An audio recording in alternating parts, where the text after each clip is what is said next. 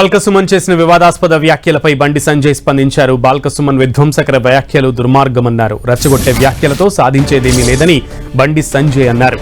ఇలాంటి వివాదాస్పద వ్యాఖ్యలతో డబ్బులు వసూలు చేయాలన్నదే బీఆర్ఎస్ ధ్యేయమంటూ కామెంట్స్ చేశారు. బీఆర్ఎస్ ను ప్రజలు పట్టించుకోవడం లేదనడానికి సుమన్ వ్యాఖ్యలే నిదర్శనమంటూ కామెంట్స్ చేశారు బండి సంజయ్. ఏ పార్టీ అయినా ఏ వ్యక్తులైనా కూడా విధ్వంసాలు చేసే విధంగా వాటికి ఆస్కారం ఇవ్వద్దు. సరే పాపం వాళ్ళు బీఆర్ఎస్ వాళ్ళు నిరాశ నిష్ఠలో ఉన్నారు. వాళ్ళు ఏది చేప ఒడ్డువాడి కొట్టుకుంటూ మాట కొట్టుకుంటారు. వాళ్ళు కబ్జాలు లేవు, వాళ్ళకు కమిషన్ లేవు,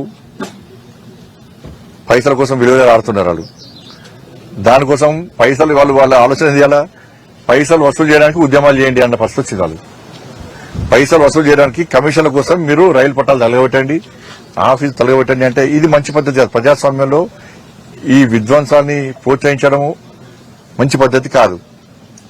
సరే నేనైతే వినలేదు. ఒకవేళ అట్లా అంటే మాత్రం 100% తప్పు. ప్రజాస్వామ్యబద్ధంగా ఆందోళన చేసినటువంటి పరిస్థితి ఉన్నది. అనేక రకాల ఆందోళన కార్యక్రమాలు చేసుకోవచ్చు.